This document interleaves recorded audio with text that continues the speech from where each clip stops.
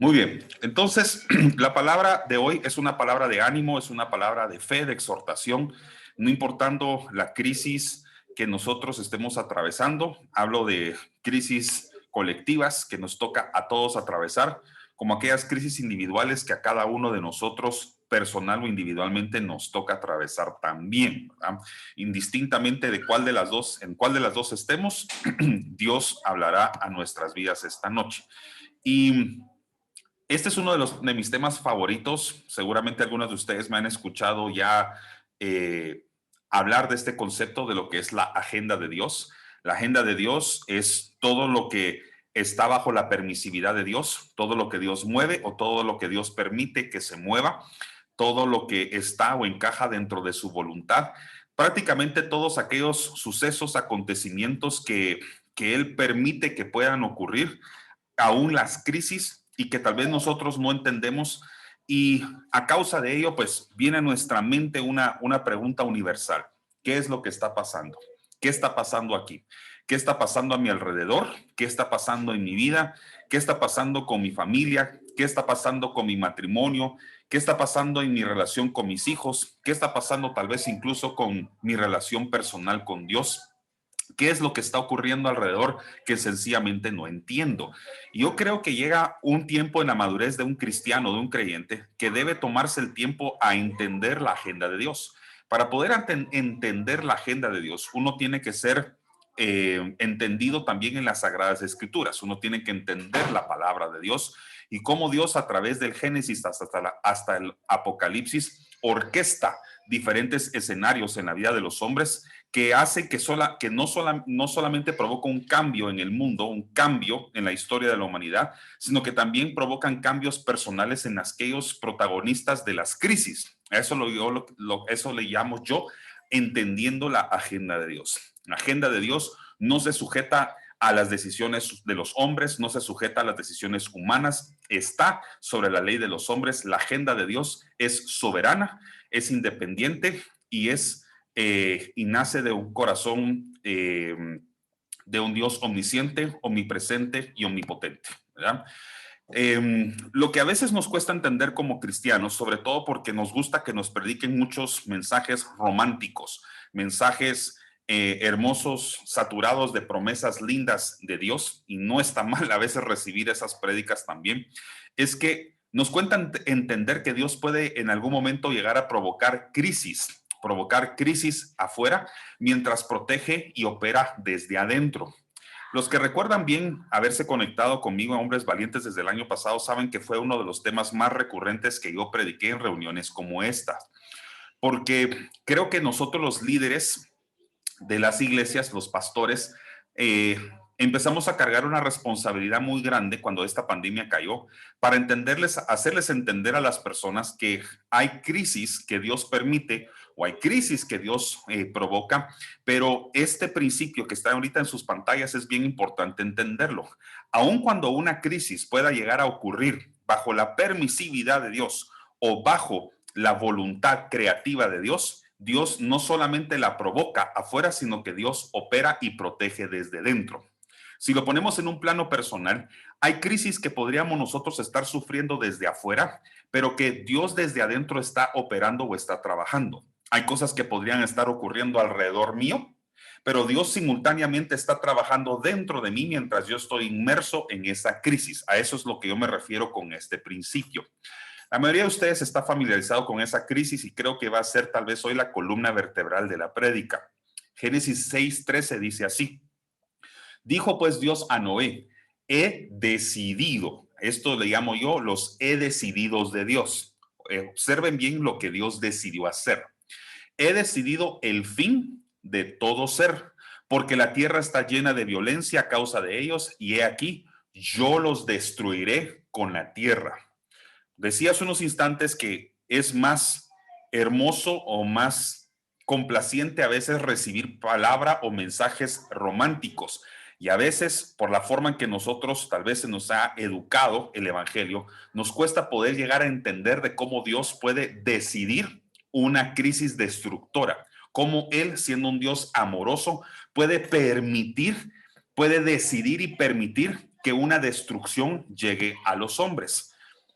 A esto lo llamo yo 3 ejemplos de los he decidido de Dios. Por ejemplo, cuando Dios cuidó a José dentro del palacio, mientras hubo una hambruna afuera del mismo. José estaba bajo la protección, bajo el favor, con la sabiduría de Dios para poder gobernar, pero lo cierto es que la hambruna que estaba ocurriendo afuera, era la crisis que estaba afuera, Dios la había permitido.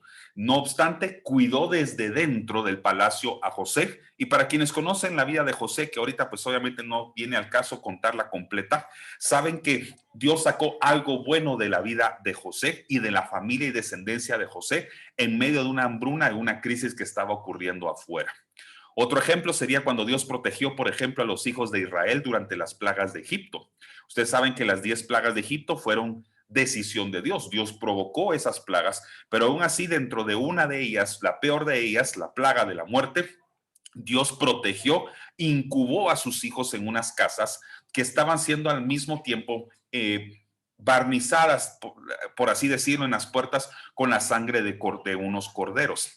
Lo cual significa que aunque la muerte estaba paseando afuera de esas casas y esos hogares, Dios estaba cuidando y protegiendo incubadamente a sus hijos dentro de esas casas para que la muerte no los tocara. Y tal vez obviamente el ejemplo más conocido y el que es el propósito de la prédica de hoy, cuando Dios protegió a Noé y su familia desde dentro del arca mientras había un diluvio afuera. 3 ejemplos de crisis de cómo Dios puede proteger desde dentro, aun cuando la crisis afuera podría estar significando destrucción para muchas personas. Crisis es esto. Crisis en el diccionario es una situación grave y decisiva. Hago énfasis a esas 2 palabras, por eso se las remarco ahí, que pone en peligro el desarrollo de un asunto o un proceso. Hago énfasis en esas 2 palabras. Crisis es una situación primeramente grave y segundamente decisiva. Todas las crisis, aparte de ser graves, se convierten en escenarios perfectos para provocar decisiones, tomas de decisiones. De hecho, muchas de las crisis que el mundo ahora está viviendo también son el fruto de una decisión mala que tal vez alguien o muchas personas tomaron. Pero cuando decimos situación grave y decisiva, es porque también las crisis se convierten en escenarios perfectos para que el hombre tome decisiones importantes. De hecho, el no tomar decisiones en medio de una crisis puede significar para muchos incluso la muerte. Imagínense una crisis donde una persona está, por ejemplo, entre la vida y la muerte. Una mala toma de decisión puede significar la muerte, como una buena decisión en medio de ella puede significar para esa persona el rescate o la vida. ¿Ok? Entonces, eso es realmente una crisis. Es un escenario donde tienen que tomarse decisiones. Y Dios, cuando provoca crisis, Él toma decisiones. De hecho, cada vez que Dios provoca una crisis, Él toma 2 decisiones como las que tomó, por ejemplo, en los tiempos de Noé. Una de ellas fue la destrucción del mundo, la que más se predica y la que más se conoce. Sin embargo, la historia de Noé es una historia también de amor que no podemos olvidar. No es una historia únicamente trágica, sino que es una historia de misericordia y de amor y justicia hacia los que Dios amaba. ¿Por qué? Porque aunque Dios tomó la decisión de destruir el mundo, Dios también tomó paralelamente una decisión que fue proteger al justo. Y esa es una palabra de esperanza para cada uno de nosotros que estamos tal vez viviendo una crisis. No me refiero nada más a la pandemia en sí, sino que cualquier cosa que pueda estar ocurriendo alrededor de nuestra vida. Dios puede estar permitiendo la destrucción alrededor nuestro. Los muros, las calles, las cosas se pueden estar destruyendo y cayendo alrededor nuestro, mas Dios puede estar protegiéndonos en medio de terremotos, en medio de hambrunas, en medio de guerras, en medio de pandemias que podrían estar ocurriendo en el mundo. Dios no solamente puede ser que permita cosas en el mundo, sino que también en medio de esa permisividad, Dios va a tomar una decisión y es cuidar de sus hijos, cuidar de los que ama. Génesis 6, 13, 22, siempre en esta historia de Noé, inspirada en la historia de Noé, leamos esa parte fundamental que amplía más esta información. Dice, hazte un arca de madera de gofer, instrucciones de Dios a Noé. Harás aposentos en el arca y la calafatearás con brea por dentro y por fuera. Esta brea que Noé utilizó ¿verdad? Para barnizar por dentro y por fuera el arca, es una brea importante. Dice acá, y de esta manera la harás: de 300 codos la longitud del arca, de 50 codos su anchura y de 30 codos su altura. Una ventana harás al arca y la acabarás a 1 codo de elevación por la parte de arriba. Y pondrás la puerta del arca a su lado, o sea, a un costado, y le harás piso bajo, segundo y tercero. Okay. Yo quiero hacer énfasis en esta parte de acá que aparece en amarillo. La calafatearás con brea por dentro y por fuera. Esa brea que Noé utilizó para poder barnizar el arca no era únicamente para evitar de que lo que estaba afuera entrara en el arca. Esa brea que también fue colocada por dentro era para que lo que estaba adentro tampoco se saliera. O sea, era tan importante que no entrara el agua en el arca, que aquello que estaba dentro del arca tampoco se saliera fuera de ella. Cuando Dios incuba a una persona en medio de una crisis, Él calafatea con la sangre de Cristo a sus hijos, para que ni las maldiciones que están afuera entren en nosotros, ni lo que está contenido dentro de nosotros, su Santo Espíritu, su palabra, su fe, las obras, el fruto del Espíritu que está dentro de nosotros, no se salga de nosotros también. Es decir, Dios no solamente busca que la crisis no nos mate, sino que también desde dentro Él protege para que lo que está dentro quede protegido y quede bien cuidado. Eso fue lo que realmente debe haber ocurrido, si lo queremos ver teológicamente así, cuando los hijos de Dios tomaron la sangre del cordero y mancharon los dinteles de la puerta. Por supuesto que Dios estaba con ello, evitando de que la muerte entrara a las casas, pero también esa brea, que era la sangre de ese cordero, marcado en las umbrales de la puerta, representaba la sangre de un cordero que miles de años después moriría por nosotros, que es Jesucristo, que entonces al mismo tiempo que estaba evitando que la crisis entrara a los hogares de sus hijos en Egipto, también estaba evitando de que lo que estaba adentro se saliera, porque esas puertas estaban cerradas, protegiendo a los que estaban adentro. Así que Noé preparó el arca y preparó a su familia y contándole la realidad de lo que estaba pasando. Y esto creo que es bien importante. Cuando nosotros estamos ante un escenario de crisis que tal vez no entendemos, pero que podemos llegar a aceptar que Dios está provocando, Dios nos manda a nosotros a preparar a nuestra familia contándole la realidad. Noé fue un papá muy responsable y le contaba a su esposa y a sus hijos lo que estaba ocurriendo afuera del arca. Les contó lo que había de venir. No lo ocultó. Creo que todo padre responsable, todo esposo responsable, cabeza de hogar o sacerdote de casa, tiene la responsabilidad de no ocultar la realidad de lo que ocurre afuera, sino que afrontarlo, entender que es una realidad evidente que está pasando y nosotros tenemos la responsabilidad de ser portadores de buenas noticias, ministrar paz, amor y esperanza a nuestras familias cuando vemos que las crisis están afectando. Nosotros como hombres valientes, como hombres cabezas de hogar, no fuimos llamados a ser incubados dentro de las casas, dentro de los hogares, nuestros negocios, nuestras familias, nuestro país, nuestro ministerio, nuestra iglesia, inundados de temor y contagiar a las demás personas de temor. Al contrario, fuimos llamados a ser hombres valientes como Josué, esforzados y valientes para ministrar esa paz que la gente en medio de la crisis necesita saber. Noé les recordaba que Dios siempre estaba con ellos. Así que todo esto levanta una pregunta: ¿qué es lo que va a hacer Dios? O mejor dicho, ¿qué es lo que está haciendo Dios? Yo eso no lo puedo controlar. Yo no puedo controlar las cosas que Dios en su soberanía hace como rey y gobernador de este mundo. Lo que sí puedo controlar es qué es lo que voy a hacer yo.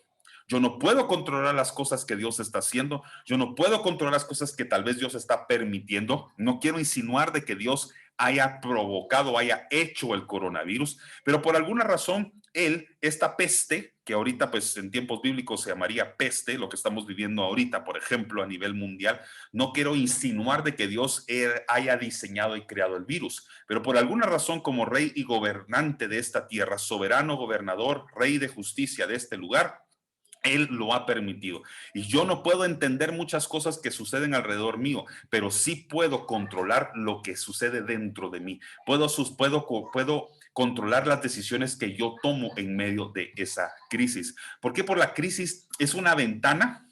La crisis se convierte en una ventana para manifestar o un alma sana o un alma amargada.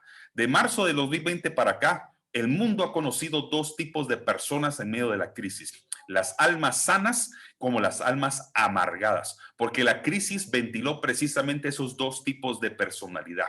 Los que fueron optimistas, los que creyeron en Dios, los que se aferraron a sus promesas, los que se aferraron a la fe, los que entendieron de que Dios y Jesucristo nos habían advertido de que habrían de venir días difíciles, aflicciones a la tierra. Al mismo tiempo, el mundo llegó a conocer un segundo tipo de personas cuyas crisis amargan y desaniman su corazón: fortaleza interna o decaimiento. ¿Cuáles son las dos? Por supuesto que porque somos hombres y somos humanos, las crisis muchas veces van a provocar amargura o decaimiento en nosotros. Y ahí es donde viene, por ejemplo, la fe las personas que nos aman, las personas que están alrededor nuestro. Ahí es donde viene la fe de las personas que tienen, digamos, esa fortaleza en medio de la crisis, que nos ayuda a levantarnos en medio de nuestra debilidad, por ejemplo. No sé cuántos de ustedes han recibido ese mensaje que yo llamo la fe, la fe que inspira, creo que se llama ese mensaje. Y prácticamente está inspirado en la vida de aquel paralítico, que es llevado a la presencia de Jesús para que lo sanara. Y era cargado por 4 de sus amigos. Era cargado en una camilla y por 4 de sus amigos. Y al ver que no podía entrar en aquella casa porque estaba saturada de personas, abren un hoyo en el techo y lo descienden desde ese lugar hasta donde estaba Jesús. Y dice la palabra, y lo leemos tan rápido que no nos damos cuenta, que por la fe de ellos, o sea, de los amigos, el paralítico fue sanado. Es decir, hay momentos en los que nuestra fe puede estar tan caída, pero puede ser fortalecida por nuestros amigos, las personas que Dios manda para levantarnos y fortalecerlos en medio de crisis cuando nosotros nos decaemos o nos amargamos. Pero esta es una exhortación para todos aquellos que están viviendo una crisis personal o individual, en cualquiera de las áreas de la vida donde muchas veces a los hombres más nos llega a afectar nuestra crisis, una crisis financiera, económica, una crisis emocional, por ejemplo, psicológica, una crisis conyugal, en el caso de, obviamente, los que estamos casados, que son, digamos, áreas donde constantemente el enemigo nos quiere tumbar y nos quiere atacar. Esta es una exhortación para decirles: no se amargue su corazón en medio de la crisis. Al contrario, fortalezcanse en Cristo. Todo lo podemos en Cristo que nos fortalece, dice su palabra. Y esto es algo profético para ustedes. No quisiera despedir este mensaje sin dejarles una palabra de parte de Dios inspirada en la vida de un hombre que lo perdió todo. Un hombre que en la tierra experimentó, después de una gran bonanza y un gran éxito, quizás uno de las peores crisis que un hombre podría llegar a tener. Después de haberlo alcanzado todo con esfuerzo, lo llegó también a perder todo. Y de los que conocen la vida de Job, recuerdan que fue bajo la permisividad de Dios que Job llegó a perder todo lo que tenía. Y aún así, Job lo llegó a recuperar porque no perdió su fortaleza interna y no dejó que su corazón se amargara, a pesar de que hasta llegaron amigos que se le acercaban y le daban unas palabras que, si de verdad yo me rodeara de esos amigos, yo saldría huyendo. Pero Job 11, 13, 19 dice así: pero si tú amas a Dios y le pides perdón, y eso es para nosotros, y si tú y tu familia dejan de hacer el mal, y subrayé aquí la palabra tú, o sea, nosotros, porque Dios nos llama que nosotros, los hombres valientes, y de nuevo me dirijo a los que son cabezas de hogar, los que son esposos acá y que estén conectados esta noche, es bien importante que entendamos que todo empieza por nosotros. Dios no está dando la responsabilidad y la carga espiritual de nuestros hogares a nuestros hijos o a nuestras esposas. Esto es para nosotros ahorita. Nosotros somos los primeros que debemos encabezar a nuestras familias y que debemos inspirar, independientemente de la realidad de lo que esté ocurriendo allá afuera o alrededor nuestro, debemos inspirar y preparar a nuestras familias para lo que ha de venir. La pandemia nos debió haber enseñado eso, porque es muy probable, si creemos en las escrituras y lo que sucede escatológicamente, según las visiones dadas a los profetas, que esta no va a ser la última crisis que nuestra generación va a ver. Entonces deberíamos de haber aprendido de esta, la responsabilidad que está sobre nuestros hombros de preparar a nuestras familias para esto. y por supuesto que hay muchos que se puede hacer y ahorita no viene al caso, voy a utilizar otras reuniones para esto, pero debe empezar asumiendo nosotros la responsabilidad. Y dice, si tú y tu familia dejan de hacer el mal, o sea, no mi familia, sino que yo y mi familia, entonces no tendrás que avergonzarte y podrás vivir sin ningún temor. Olvidarás tus sufrimientos por completo. Y si acaso recuerdas, o sea, si acaso llegas a recordar los sufrimientos y las crisis que atravesaste, será como recordar cosas sin importancia. Tendrás una vida muy feliz. ¿Quién no quiere esto? Tus pesadillas más horribles se convertirán en dulces sueños. Vivirás en paz y protegido por Dios. Dormirás confiado y lleno de esperanza. Sin miedo a nada ni a nadie, muchos querrán ser tus amigos. Qué fácil es querer decir amén acá, y por supuesto que se lo merece decir amén a esto, pero recuerden que para que todo esto que ustedes dicen ahora amén ocurra, yo tengo que de primero amar a Dios, pedir perdón, arrepentirme de mi estilo de vida, arrepentirme de mi humanidad y todas las obras de carne que me hacen pecar. Y entonces, si yo y mi familia dejamos de hacer el mal, si yo y mi casa nos volvemos al Señor, entonces no tendremos vergüenza y podremos vivir bajo esa bendición. Amén. Así que esta es una palabra para cada uno de ustedes, una cápsula, una cápsula de vida que preparé para ustedes a media semana para recordarles que no importando la crisis que les toque sobrellevar, ya sea la que a todo mundo nos toca, las crisis colectivas o las crisis individuales y personales, Dios no solamente nos protegerá de que las maldiciones no nos toquen, sino que también nos incubará y trabajará desde dentro de nosotros protegiéndonos también. Amén. Muy bien, mis queridos valientes, no sé si hay alguien por acá que quiera compartir algo sobre este mensaje, un testimonio o algo que Dios ponga en su corazón para nutrirnos a todos. ¿Alguien por acá? Yo, pastor, quisiera comentar un poquito. Dale, Luis Fer. Muchas gracias por este mensaje. Creo que a todos nos edifica todos los jueves. Nos estamos entrenando como hombres que somos, ¿verdad?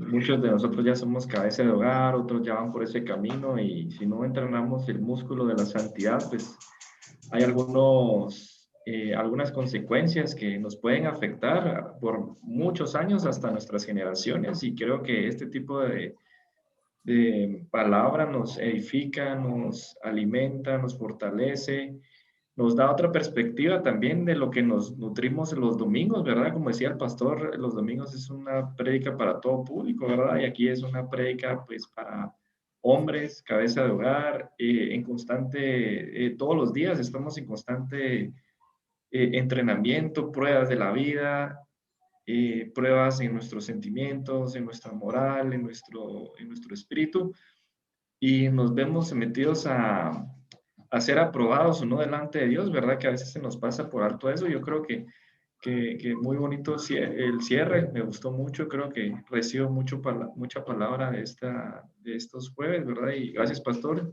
Gracias. Luis, gracias por tus palabras. Muchas gracias, de verdad, Dios te bendiga por ello, por compartirlas. ¿Alguien más quisiera agregar o comentar algo con respecto al mensaje de hoy? ¿Alguien? Yo, pastor, ¿cómo estás? Buenas noches. Dale, Tavo, qué gusto, muy bien. Gracias. La verdad es que es impresionante cómo Dios habla a través de tu persona y primero pues agradecerte eso. Segundo, creo que la fe realmente es un tema, como bien decía Luis Fer, que tenemos que ir ejercitando todos los días.